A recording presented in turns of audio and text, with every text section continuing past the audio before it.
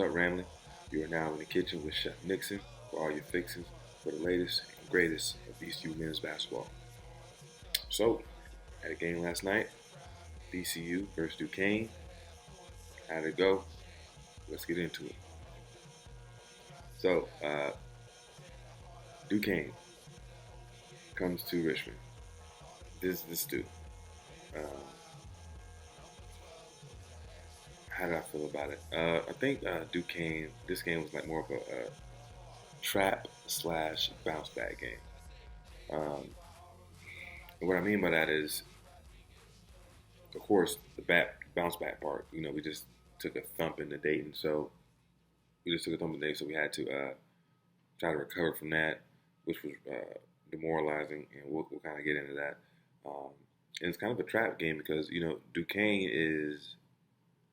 Duquesne has not had a lot of success in the A10. They're actually coming to this game on a 6-game losing streak. Um, so as a team who know you didn't play up to standard against Dayton, playing Duquesne, you could easily just be like, all right, well, at least we'll get this one, and come out there as if Duquesne's just going to lay down. And not that was not was that not only the the opposite of what happened, um, but Duquesne has been like that throughout the season. They're like I said, they came in on a 6-game losing streak, but they're a very young team. But they're a very lively team. They have 8 freshmen. Most of those freshmen get a lot of playing time. Uh, so they're a team that is talented, but they haven't figured out how to win. Similar to how we were in the beginning of the season. The only difference is they don't have uh, any senior leadership as far as like having a Vince Williams or Keyshawn Curry and a Levi Stocker. They don't have any of that. So they're really just a team. Like imagine us without those 3 guys, and then we're Duquesne. I mean, we still have Ace, but they have Primo Spears, who's a point guard, um, who is second leading scorer, always guards their other team's best player, who's a who could be a pass first point guard at times. Um, so they have some talent. They're super talented, but they just haven't figured out how to win games. And I spoke with Coach Danbrot, Duquesne's coach, earlier this week, and he's a very good coach. He came from Akron. He has ties with LeBron James, um, and we were saying how he hasn't had a losing season since like '93. And you can look it up. It's facts. I thought you thought it was like just blowing smoke, but in actuality, he's been dead honest, and his team is this team this year is not using his bunch. However, coming to Duquesne, he just really wanted to build a new culture, um, and so he got rid of certain guys, and he's trying to build from the ground up to find the right type of guys for his idea of a winning basketball culture. Um, I think it takes a really good coach to do something like that. For instance, Coach Grant. When Coach Grant left here, he went to Alabama, of course, um, and things things were kind of set up for him to be successful. However, the culture in Alabama for the basketball program was not up to par as what Coach Grant's expectations were for certain players. Now, I remember it was like 2 seasons he had to suspend or kick off his best 2 players um, because they weren't doing things the right way on and off the court. So it takes a really good coach, and it takes some cojones to do something like that.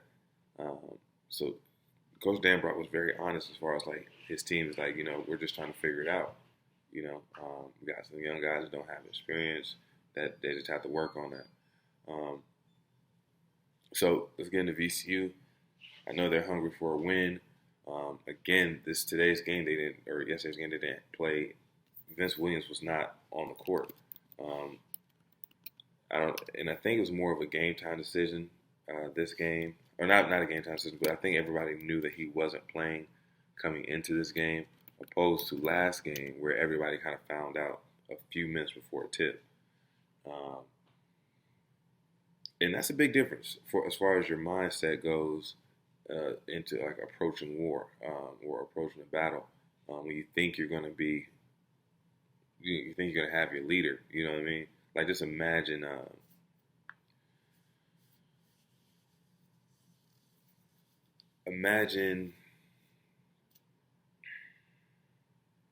the Spurs back in their heyday. Manu Ginobili, Tony Parker, Tim Duncan. Imagine they were going into a playoff game, Game 7, and last minute Tim Duncan says, "Yo, I can't make it.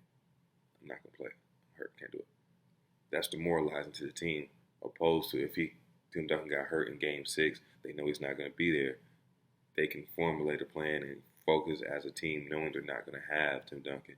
Um, I think the impact of that and the ability of the coaching staff and the players to form together uh, benefits them. So that's kind of what VCU was dealing with uh, in this game, knowing Vince wasn't going to be there. Um, so other guys knew that they would have to step up from the jump. And to be real with you, at the tip off, I didn't really see too much. VCU came out very flat. The defense had no energy. We were turning it over, which is a thing that we had to address because we did really poorly of taking care of the ball yesterday. Did a poor job of that. So Duquesne ends up jumping out to a 9-2 lead, and I'm sitting there thinking like, what is this? I wasn't too concerned because VCU's done this before at home, where they'll go out, they get off to a very slow start. Coach Rose have to call a timeout, and then boom, now we're back to playing our brand of basketball. And that's exactly what happened. Coach Rose calls a timeout, gets the guys refocused, and then from there, it was off to the races. It was a super exciting game, back and forth, lead changes, comebacks, turnovers, highlight plays. This game really offered you a lot. And on one hand, you're like, I love to watch games like this. But on the other hand, as you know, you're looking at VCU, you're thinking we shouldn't be in a game like this, back and forth game like this with Duquesne. Um, it causes for concern, especially if Vince is not going to be. I mean, even if Vince isn't going to be able to make it, you know what I'm saying? Even if Vince is there, he's not there. We don't really have. We have enough guys where we shouldn't have to. We shouldn't have to pull out at the end of down the stretch against the Duquesne. That's just nah. I just don't nah. I don't really. I as for the experience that we have on the team, for the talent we have on this team, I think we should have really thumped Duquesne. Or when I say thump, we should at least beat them by like 15. And we did it. I'm still glad we got a win, but we just I don't think we played to our best ability. Because both teams were really showing our youth, just with our decision making or lack thereof. Excuse me. Pardon the red cup. It's just water. But some positive things about the game was Hassan Ward played extremely well. He led the team in scoring actually, but more so than anything, he was flying around. Now, I was talking with one of my friends about the game, and we kind of came to the conclusion like maybe this game was tailor made for Hassan. We had a lot of young guys who aren't really mature enough in the game in the college game to know that Hassan Ward is going to block his shot if you just go up regular. That he's you look at a Dayton team, they're going to get down, they're going to drive They jump stop, pump fake, show the ball. Hassan jumps and they dish it off to Deron, the big man for Dayton. That happened a lot. With Duquesne, they weren't really doing that. They were every time they just kept trying to finish over the top. So that was kind of this game. They were kind of tailor made for Hassan to have a good game. Um, I appreciate his effort and him flying around because even on the offensive end, he had did a better job of moving the ball, facilitating. He had a couple times where even the Mikael Brown Jones dunk, it was assisted by Hassan. There was a time where Hassan ripped right and fired a pass down to the baseline to Keyshawn Curry. Great pass, you know what I'm saying? So he did have a really good game regardless. Um, and that's good, and that's something to build on because moving forward, we're going to need him to play at that level for the rest of the season. Um, Also, Tsunami Sahonis came and gave us really good minutes as well. Um, there were times where we needed some scoring, and like I said previously and earlier in the season, Tsunami Sahonis has a chance to give you that Melvin Johnson, that Brandon Rozelle type of spark off the bench, but he just has to find a way to do it consistently. Um, you know, Talking with the coaches, his style of basketball that he was brought up on is so different than VCU's brand of basketball. His talent level is high, but trying to get him to unlearn certain habits has been a struggle. Like in Washington, they played zone. They didn't really play man to man. They didn't really press the ball. So his on-ball defense sometimes, I think sometimes he does really good, but other times it's like he's getting ate up, and it's like more so of learning principles. Like for VCU, we don't like teams to drive middle. The reason why we don't like teams to drive middle is because it makes the whole defense collapse. Then it's a kick out, and now we're in a scramble mode where Tiso is like, yeah, we want to go to the middle. You know what I mean? We're funneling to the middle. Um, so, so it's just certain little small things like that someone has to unlearn when you're playing for VCU. So if he can get that figured out on the defensive end, I think that he'll be more effective for us down the road on the offensive end. Um, and one thing I will say about VCU, and this is like really my only gripe for VCU, and it's we have to learn how to sustain leads or really, really put our foot on opponents' necks. For instance, me and a friend of mine were actually having a conversation about how you don't really see the crowd just go nuts, right? Um, and part of that is because this team shoots themselves in the foot constantly. So, for instance, Hassan Ward drops it off to Mikael Brown Jones. He has that monster dunk. The crowd goes crazy. And then immediately the next play, we have a turnover or a foul or offensive foul, something like that brings the crowd right back down. Opposed to when you had back when Mo and those guys were playing, it would be okay. Briante gets a steal, big dunk, boom, right? The crowd goes crazy, and then the next play down, we get a stop. But then Trevion Graham gets an and one layup, and the crowd goes even crazier. The coach is forced to call a timeout, and from there on, the game's over. For instance, like the Butler game, Briante got a steal, got the crazy dunk. Crowd went nuts, and from there the whole game was over for us. For the fans that were there at this point in time, it was a Georgia State game here in the stew. Joey locks one of the point guards up to the point where he has to call it. He's all falling over himself and has to call a timeout. Joey yells in his face. Didn't get a tech amazingly, but the crowd went so crazy the game was over. You know what I mean? The game was over. We completely took their heart. VCU, are certified level boys right now. They they are all they play too much. You know, they play too much. Like they have the chance to rip out our opponent's heart, and they just are too kind. They're too kind. As a team, we don't have that killer instinct yet, and we need to find that. And that's easier said than done. But we need to find that before we get to the A10 tournament, because if you let teams hang around, they're going to beat you. Some are going to beat you. Duquesne is a team very talented. They have guys that can score.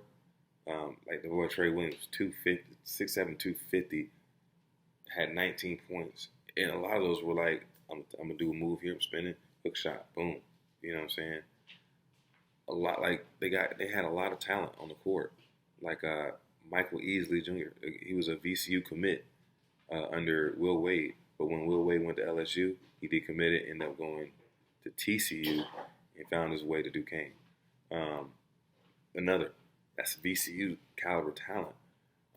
But the thing about Duquesne is they're not experienced. They don't have senior leadership. But if they did, we'd have been in trouble yesterday because we allowed them to keep coming back and hang around when we should have put our foot in their butt and got them on, sent them on home. But we like to play with our food, and I'm telling you, good teams. We're gonna have a team on the ropes. It happened with Davidson. A good team that we let stick around, and then the last 2 minutes, boom, something switches, and now they end up pulling the game out at home against us. Or, you know what I'm saying? So it's one of the things that we really have to improve on. So stat leaders. VCU, Hassan Ward had 13 points, 10 rebounds, and 5 blocks. That's Hassan Ward that we want to see come on the court every single game, because he's capable of that. Well, maybe not the 5 blocks every game, but he's capable of getting 3 blocks a game. He's capable of getting 10 rebounds. He's capable of what he did on the offensive end, which was offense rebounding, running the floor, catching alleys, catching the ball, and going up strong. I think he still has to do a better job of that, because sometimes he still allows himself to get pushed away from the basket.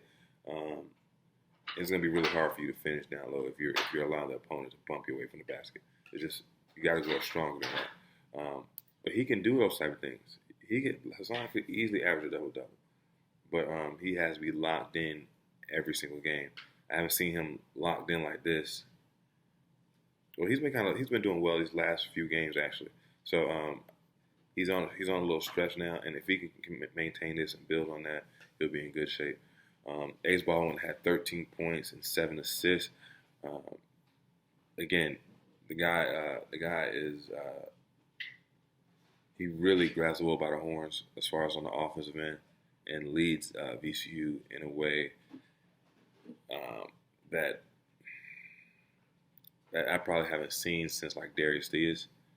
And that's no shun to any of the other point guards that were after Darius, but it was more so like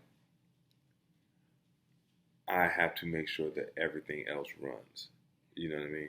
Of course, Ace can hit a big shot, but I think that his floor generalship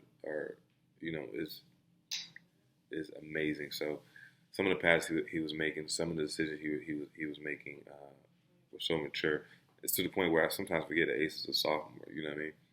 Like, we're going to have Jay Nunn and Ace for years to come. And that's going to be super exciting to see as they both continue to develop. But one thing about Jay Nunn, my man, you got to shake those late game jitters off, man. You got to shake those late game jitters off. This is not the first or the second time that you struggle to take care of the ball down the stretch. And I know you're still young, but at this point in time, you play more. You play more than a sophomore and Josh Banks, way more, right? So I can't say that you're just a freshman. you have to be able. And I understand that part of this is you're not running the one anymore. Um, you're running the two now, so you defer to ace, um, but you can't continue to take a step back when it comes to the point guard side of your game because you still the backup point guard. You know what I mean? There's going to be times where Ace is in foul trouble, just like the first half. You know, where you may have to step up and be that point guard. You may step up and have to be that floor general, um, and you just got to be able to handle that pressure. You know what I mean? Now, sometimes I understand things happen where you may get fouled or something like that, but it can't keep happening to you. You have to bite down and fight and be like, yo, not this time. Um, so moving forward, I hope you can get better at that. Um, for Duquesne had Trey Williams had 19 points and 3 rebounds. He was giving it to us all night. He's a really good player. I think he got a little bit of foul trouble, but if he was able to stay on the court, we could have been in trouble for real. Primo Spears, point guard, had 11 points, 7 rebounds, and 4 assists. The guy's gonna be really good. I'm not sure if he's gonna stay at Duquesne, but I think give it to his like junior year, maybe middle of his sophomore year, he's gonna be a dog moving forward. And I tell you, Coach Danbrock can keep all these players together. Now I can attest. I used to tell freshmen when they came in, like, hey, it'd be 4 of them, like, hey, 2 of y'all ain't gonna make it. You know what I mean? And it's just real. It's just real. Most of the time, something happens where guys transfer, and then with the transfer portal being as wide open as it is now, um, you never know what's gonna happen. It could be you lose six players in 1 year. So I'm curious. I'm curious to see how that goes moving forward for them. So my low key player of the game. This game I have two. I have two guys. One is Tsunami, Marcus Sahonis. He came in and gave us really good minutes. Hit big shots, momentum shots, which was very key to our success. Um, and then we had Mikael Brown-Jones. In the absence of Vince Williams, Mikael Brown-Jones played absolutely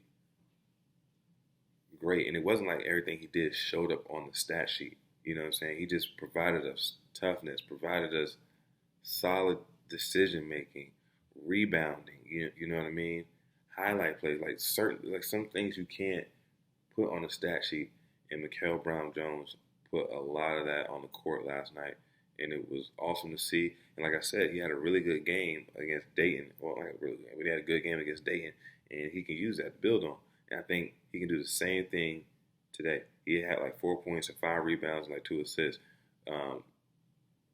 Yeah, I'll take that. You know what I mean? And the defense he gave was outstanding as well. So yeah, I'll take that. I'll take that. And I just hope he can continue to build, continue to get confidence. Because don't get me wrong, I think Mikael Brown-Jones is still one of the most versatile players we have on the team. I understand Vince is, super versatile. Mikael Brown-Jones, hear me when I say, he has a chance to be. He has a really good chance to be a very very good player here. He's still super young. He's a sophomore. Um, you know what I'm saying? And almost like a redshirt freshman for real, for real. You know what I mean? So he has a lot of time and a lot of room to grow. His skill level is just going to keep getting better and better. He's starting to already get like a mean mentality to him. It's not like he's out there cussing people out, but you could tell he's just not backing down. So shout out to him, my Philly boy. You know what I'm saying? Philly boy. So moving forward, this line came to my head when I started thinking about what do we need to do moving forward. And the one thing I could say is shout out to this philosopher, um, this philanthropist, this icon, this game-changing man. He gave me this quote, and it was like, "Dude, finish your breakfast." It was Jay-Z. and basically just stop playing with your food, man. VCU needs to get that killer mentality that they can just once they get up on somebody, once they have them on the ropes, just go ahead and knock them out, man. Don't sit there and play with your food. Finish your breakfast. You know what I'm saying? And if we can get that down, um, I think the fans would appreciate it more. I think the coaches would have less stress, and overall, VCU would just become a better team. Um, Now, I'm not saying that my my when I was playing that we didn't do that either. We had my junior year. It took us a whole year to really figure it out. Um, 'Cause my junior year, we would have leads. We have leads at halftime, double digit leads at halftime, end up losing the game. You know what I'm saying? And that happened multiple times my junior year. And we had NBA. We had NBA players on our team, and we just kept tricking off because we kept playing with our food. And I don't want to see the same for these guys. So please listen. But moving forward, we have Rhode Island. They're 12-9. Rhode Island hasn't been the same since what's my guy name? I call him Lil Mama. Uh, that's Russell. Since he left, he's at Maryland now. They haven't really been the same, but it's still a live and competitive team. Um, and it's a battle of the ramp. So I hope that we can go when they come in, we can take care of business. Hopefully Vince will be back for that game. If not, then we still got to take care of business. You know what I'm saying? One monkey don't start no show. Um, and no, I don't mean monkey in a racial way. Got to clear that up because some people trip. Uh, yeah. So put the seatbelt on, put the hard hat on, get ready for the ride. And until next time, peace.